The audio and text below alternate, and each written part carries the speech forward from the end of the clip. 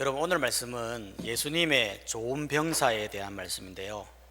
3절은 말하거든요. 디모데후서 2장 3절에 보면 너는 그리스도 예수의 좋은 병사로 나와 함께 고난을 받으라.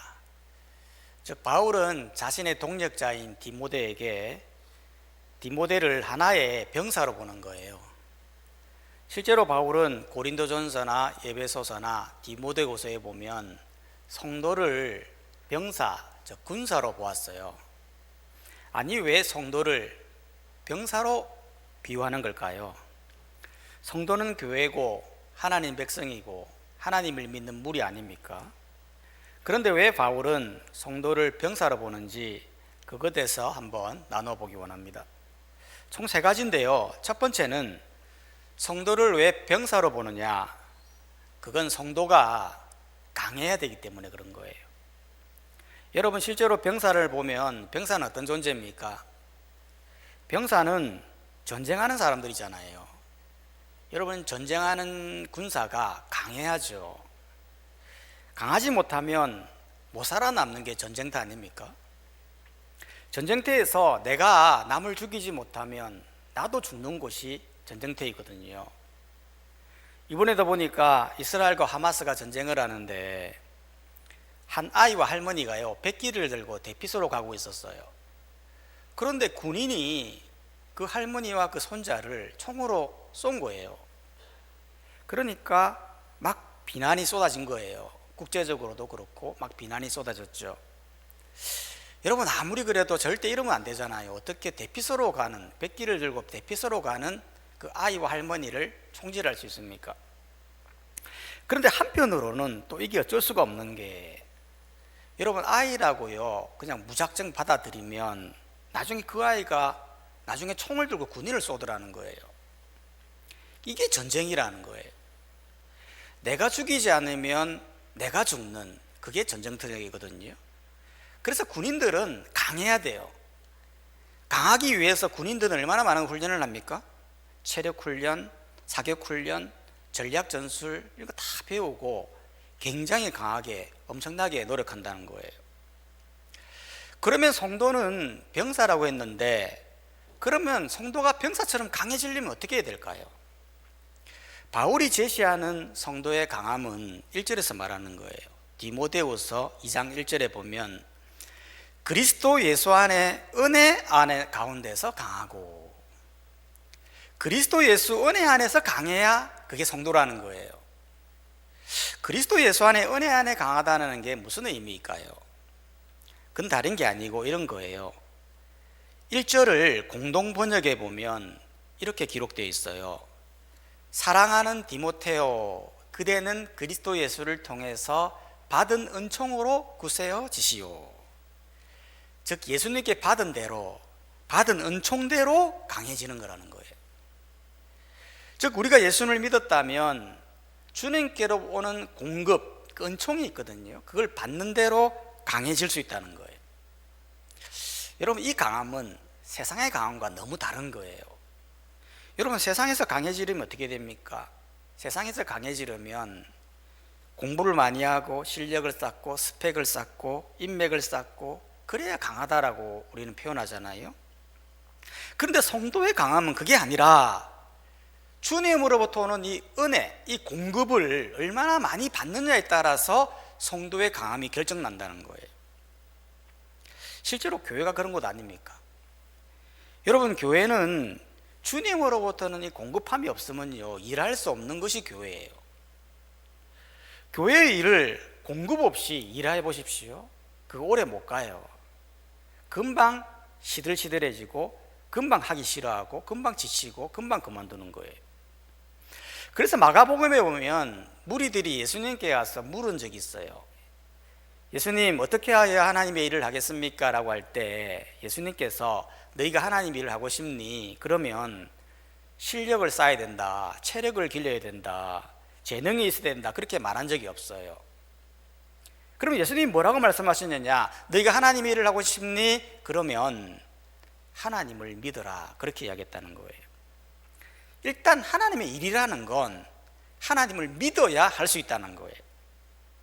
아니, 하나님이 일이라는 게 뭐 복잡한 것도 아니고 뭐 전문적인 일도 아니고 그냥 찬양대하고 그냥 주일학교 교사하고 그냥 봉사하고 그러면 되는 거 아닙니까? 그게 아니라는 거예요. 여러분, 우리가 하나님 안 믿고 일을 해보십시오. 금세 지치고 내 노력에는 한계가 있기 때문에 금방 그만둔다라는 거예요. 그래서 예수님이 보실 때에 가장 중요한 건 하나님이 일을 하고 싶니? 그러면 하나님을 믿어라, 그렇게 이야기했던 거예요. 하나님을 믿으면 믿음이라는 게 생기고 하나님으로부터 오는 공급함이 이어지면서 말씀을 보게 되고 기도를 하게 되면서 새로운 힘을 공급받아 하나님의 일을 감당하더라는 거예요. 실제로도 그렇거든요. 여러분, 사람들이 교회를 왜 떠날까요? 표면적으로 보면 교회에서 상처받았습니다, 교회가 문제가 있습니다 라고 말하지만 실제로 떠나는 사람들 대부분이 공급이 떨어져서 그런 거예요. 하나님으로 떨어지는 그 은총과 은혜와 그 말씀이 떨어지다 보니까 기도 생활 안 합니다, 말씀 생활 안 합니다, 그러면서 동력이 떨어져 교회를 떠나가더라는 거예요. 그렇기 때문에 교회에서 왜 그렇게 상공부, 성경공부 왜 해라고 그렇게 강조를 하는 겁니까? 성도는 공급을 받아야 강해지기 때문에 그렇게 말하는 거예요. 우리 아이들도 마찬가지예요. 여러분, 우리 아이들이 살아가는 우리의 현실이 너무 내혹하지 않습니까? 자녀들이요, 정말 강하지 않으면 살아갈 수 없는 게 오늘날 현실이에요. 세상을 보세요. 얼마나 많이 경쟁을 부추기는 시대입니까? 세상에 강해지기 위해서 어릴 때부터 공부하고 학원 가고 재수하고 스펙을 쌓고 실력을 쌓고 그 강해지기 위해서 온 힘을 다 쏟는 거예요. 그런데 정작 쏟아야 할 주님으로부터 오는 이 공급의 은혜는 무디게 생각하는 현실을 보면서 참으로 안타까운 거예요. 여러분, 우리 아이들은 어릴 때부터 예수님께로부터 오는 그 공급과 은총을 받으며 살아가야 돼요. 기도하면서 공부하고 말씀 보면서 실력 쌓고 그렇게 해야 된다라는 거예요. 여러분, 우리의 강함은 주님으로부터 오는 공급이 있어야 강해진다라는 것을 꼭 기억하시기를 주님의 이름으로 축원합니다. 두 번째로 바울은 왜 디모데를 병사로 말했냐면 병사는 충성스럽게 살아가야 되기 때문에 그런 거예요. 여러분, 병사는 어떤 특징이 있을까요? 병사는 무조건 충성해야 돼요. 여러분, 실제로 병사들이 국기를 보고 경례를 하고 상사에 대해 경례를 하지 않습니까? 왜 경례합니까? 복종하겠다라는, 충성하겠다라는 의미예요. 충성이라는 건 마음에서 우러나오는 정성을 말하는 거예요. 특히 나라와 임금에게 몸을 다하여 헌신하겠다라는 거죠. 이게 병사에 있어서 가장 중요한 덕목이에요. 왜냐하면 병사가 나 충성 안 할래 그리려면 국민과 나라가 위험에 빠지게 되는 거예요. 그렇기 때문에 바울은 말하는 거죠. 2절에 보니까 디모데후서 2장 2절에 보면 또 내가 많은 증인 앞에서 내게 들은 바를 충성된 사람에게 부탁하라. 그들이 또 다른 사람을 가르칠 수 있으리라.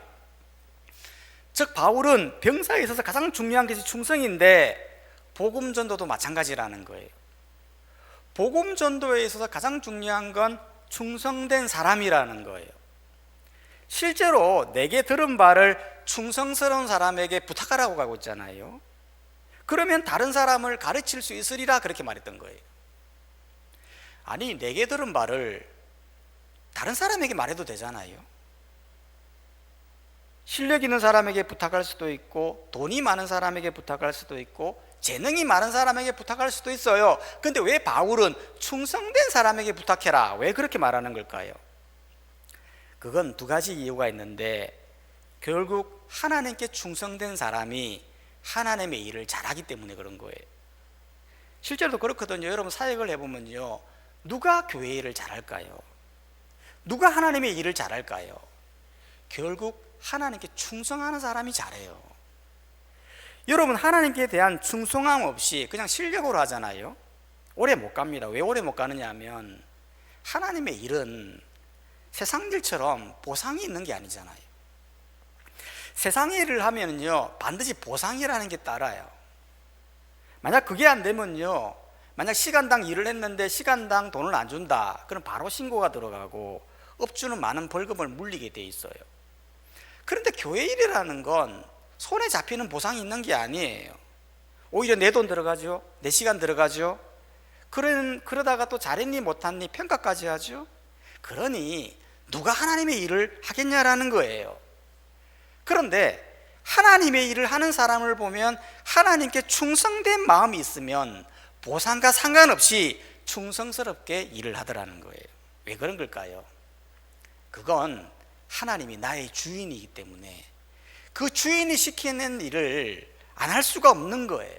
그렇기 때문에 충성된 사람이 주의 일을 잘 감당하더라는 거예요. 한간 미물도 보면요, 주인이 시키면 다 해요. 제가 실제로 예전에 부산에서 있었던 이야기인데요, 부산의 어떤 부잣집에서 영리한 개 한 마리가 길러졌다고 해요. 이 개가 얼마나 영리한지 주인 아주머니가 바구니에다가 고기 한 근 값을 넣어주면 이 개가 정육점 가서 고기를 사오곤 했다고 해요. 그런데 그 이후에 서울로 이사를 갔는데 서울 이사를 와서도 혹시나 서울에 있는 정육점에 고기를 다시 사올 수 있을까 싶어서 이 개를 보낸 거예요. 그런데 30분이 지나도 1시간이 지나도 개가 안 오는 거예요. 그래서 혹시 개도둑이 가져갔나라고 생각했는데 한 3일쯤 지나서 개가 다시 돌아온 거예요. 그리고는 강주리를 입에 물고 힘없이 오다가 그 자리에 쓰러져 죽었다고 합니다. 그래서 보니까 강주리에는 썩은 고기 한 근이 담겨져 있는데 알고 보니까 이 개가 부산까지 내려갔다가 그 고기를 가져오다 그렇게 죽었다는 거예요. 그런데 놀라운 건 그 고기를 먹지 않았다는 거죠. 한간 미물도 주인이라면 충성을 다해 하더라는 겁니다. 그렇기 때문에 충성스러운 사람에게 일을 부탁해야 하나님의 일을 할 수 있다는 거예요. 두 번째로 왜 충성된 사람에게 왜 부탁하라고 하는 걸까요? 그 이유는 고난이 있기 때문에 그런 거예요. 여러분 실제로 3절을 다시 한번 봐보면 너는 그리스도 예수의 좋은 병사로 나와 함께 고난을 받아라 라고 말하고 있잖아요. 즉 그리스도 예수의 병사로 산다고 하는 것은 고난이 있다는 거예요. 실제로 우리가 예수님을 믿고 세상에 한번 나가보십시오. 세상 사람들이 좋아하던가요? 아니에요. 예수 믿는 걸 싫어해요. 은근히 싫어해요. 예전에는 여러분 길거리에 나가면 전도하는 사람들이 많이 있었잖아요. 지하철에 가도 길가에 나가보면 전도하는 사람이 많았어요. 그런데 지금은 없어요. 거의 없어요. 서울에 가면 아주 가끔씩 한 분이 지하철에 들어와 성경을 읽으면서 복음을 외쳐요. 그런데 그런 거를 사람들이 너무 싫어해요.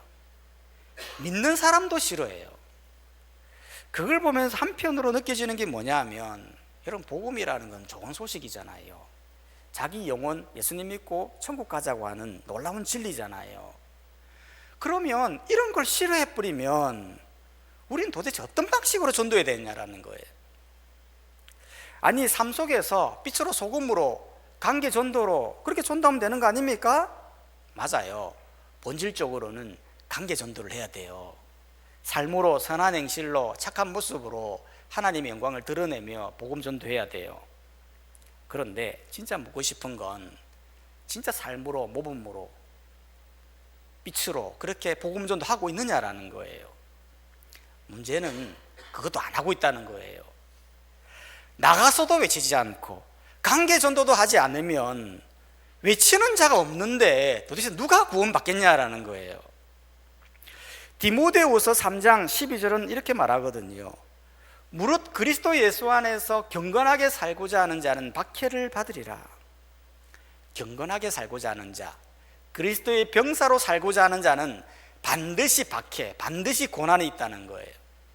그런데 이거를 반대로 이야기하면 내게 고난이 없고 박해가 없다면 그거는 내가 그리스도의 병사로 살지 못하고 있다는 것을 의미한다는 거예요. 여러분, 만약 고난 없는 삶, 박해 없는 삶, 이게 참 좋은 걸까요? 그렇지 않습니다, 여러분. 여러분, 만약 지금까지 믿음의 선진들이 박해가 싫어서, 고난이 싫어서 그냥 세상 사람들처럼 그냥 가만히 있었다면 우리가 구원받았을까요? 만약 예수님이 박해가 싫어서, 고난이 싫어서 꽃길만을 추구했다면 우리가 구원받았을까요? 아니라는 거예요. 누군가는 박해가 있음에도 불구하고, 누군가는 고난이 있음에도 불구하고 충성스럽게 경건하게 이 복음을 외쳤기에 우리가 이렇게 하나님께 예배할 수 있다는 거예요.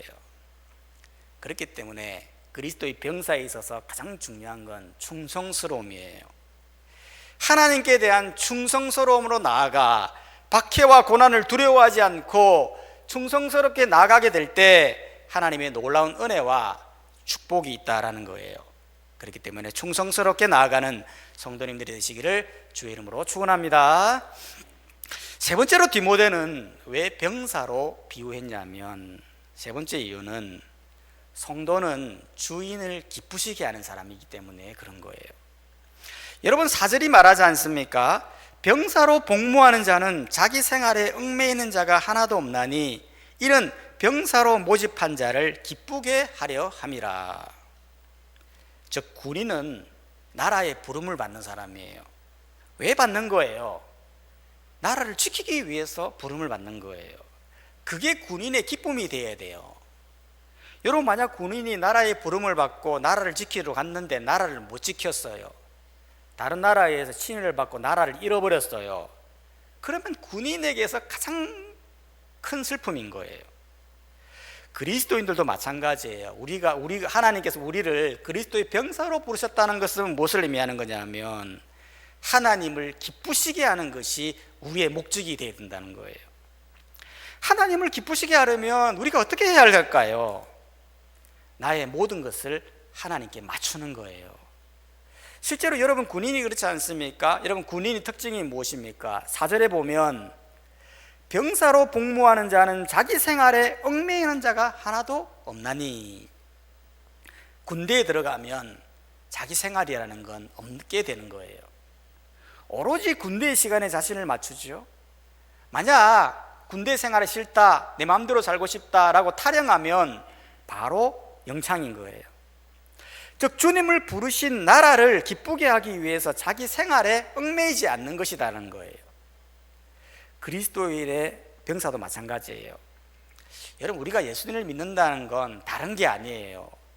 나의 생활을 하나님께 맞추는 거예요. 지금까지는 내 마음대로, 내 생활대로, 내가 원하는 대로 살아왔어요. 그러나 예수 그리스도의 병사로 하나님의 부르심을 받은 자로서의 생활은 이제는 하나님을 기쁘시게 하기 위해 살겠다라고 결단하는 거예요. 주님을 위해서 예배를 드립니다. 주님을 위해서 말씀을 봅니다. 주님을 위해서 기도를 합니다. 주님을 위해서 전도를 합니다. 이게 바로 그리스도인의 병사로서 해야 될 일이라는 거예요. 여러분, 바울이 참 놀라운 것은 이 편지를 쓰고 있는 곳이 어디냐라는 거예요. 여러분, 이 편지는 지금 로마 감옥 2차 투옥의 시대에 이 편지를 쓰고 있다는 거죠. 당시 기록에 보면 로마 감옥은 오래된 건물로서 그 매서운 바람이 감옥 안으로 들어오는 아주 추운 곳이라고 해요. 또한 그곳에는 수많은 죄인들이 투옥되어서 고문을 받아 피비린내가 진동하는 곳이 그 감옥이라고 해요. 그래서 바울은 이곳에서 이제 사형 언도를 받고 추위와 더러운 곳에서 이 편지를 쓰고 있다는 거예요. 여러분, 이런 상황이라면 바울은 어떻게 편지를 적을까요? 그러면 디모데에게 말하겠죠. 나를 걱정하지 말아라. 나는 잘 있다. 나는 이렇게 있지만 너희는 편안하게 복음을 전해라. 날 위해 기도해다오. 그렇게 이야기하지 않겠어요? 그런데 바울은 이런 고통 속에 있으면서도 디모데에게 말하는 거예요. 3절에 보니까 너는 그리스도 예수의 좋은 병사로 나와 함께 고난을 받아라. 나와 같은 고난을 받아야 된다. 왜 받아야 되는 겁니까? 그것이 주님을 기쁘시게 하는 일이다라고 말하고 있다는 거예요. 데살로니가전서 2장 4절은 말하거든요. 바울의 항상 중요한 가치는 뭐였느냐? 오직 하나님께 옳게 여기심을 입어 복음을 위탁받았으니 우리가 이와 같이 말하면 사람을 기쁘시게 하려 하며 오직 우리의 마음을 감찰하시는 하나님을 기쁘시게 하려 함이라. 바울은 오로지 하나님만을 기쁘시게 하겠다라는 일념으로 자신이 존재함을 알았고, 또 많은 사람들에게 어떤 고난과 핍박이 있다 할지라도 하나님을 기쁘시게 하기 위해 살도록 권면하고 있더라라는 것입니다. 여러분, 우리도 마찬가지입니다. 여러분, 우리가 이 땅에 왜 살아갑니까? 우리 살아가는 목적이 도대체 무엇입니까? 세상 사람들처럼 그냥 편안하게 누리면서 세상 사람들처럼 건강하게 그냥 아무 목적 없이 살아가는 존재로 살아가게 하십니까? 절대 그렇지 않죠. 여러분, 우리가 존재하는 목적은 오로지 하나님을 기쁘시게 하기 위한 목적으로 있는 줄 믿습니다. 그러기 위해서 우리가 해야 할 일이 뭐이겠습니까? 5절은 말합니다. 디모데후서 2장 5절에 보면 경계하는 자가 법대로 경계하지 아니하면 성리자의 간을 얻지 못할 것이며, 즉 경계하는 자, 선수는 법대로 해야 된다는 거예요. 즉 선수는 실제로 경기하는 자들을 보면 규칙대로 법대로 하잖아요. 예전에 한번 동계올림픽 때 스피드 스키팅에서 네덜란드 선수인 크라마가요 1위로 들어왔어요. 근데 실격이 된 거예요.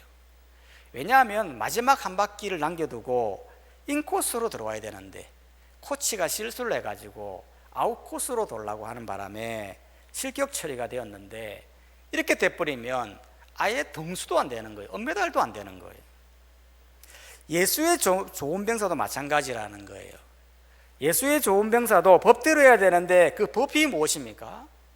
바로 하나님의 말씀이라는 거예요. 여러분, 우리는 예수의 좋은 병사예요. 좋은 병사는 하나님의 말씀대로 살아가는 사람이라는 거예요.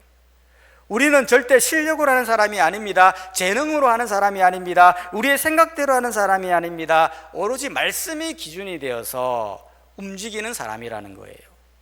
그렇기 때문에 여러분, 우리가 예수의 좋은 병사로 산다고 하는 것은 고난이 있고 핍박이 있지만, 그러나 우리를 부르신 그 주인을 기쁘시게 하기 위해 우리는 충성스럽게 말씀대로 하나님이 원하시는 대로 살아가는 사람이다라는 거예요. 그렇게 되면 어떻게 될까요? 그렇게 되면 우리에게 돌아오는 한 가지가 있어요. 그게 바로 5절에 다시 보면 승리자의 간을 얻는다는 거예요. 승리자의 간이 무엇입니까? 하나님께로 부여받는 영광의 면류관이죠. 바울은 디모데후서 4장 7절에서 말합니다. 나는 선한 싸움을 싸우고 나의 달려갈 길을 마치고 믿음을 지켰으니 이제 후로는 나를 위하여 의의 면류관이 예비되었으므로 주 곧 의로우신 재판장이 그날에 내게 주실 것이며 내게만 아니라 주의 나타나심을 사모하는 모든 자에게 도니라. 즉 나는 주님의 그리스도의 군사로서 고난을 받고 핍박을 받지만 주인을 기쁘시게 하기 위하여 충성스럽게 말씀대로 살면 끝내는 우리에게 돌아오는 것은 의의 면류관, 영광의 면류관, 생명의 면류관을 받게 된다라는 거예요. 그렇기 때문에 우리가 이 땅에서 예수의 좋은 병사로 살아가야 돼요. 하나님을 기쁘시게 하기 위해서 어떤 고난도 이겨내고 어떤 핍박도 두려워하지 않고 충성스럽게 믿음으로 주님 나라를 위해 하나님 말씀대로 살아가는 우리 모든 성도님들 다 되시기를 주의 이름으로 축원합니다. 시간 다 함께 말씀을 생각하시면서 한번 기도하도록 하겠습니다.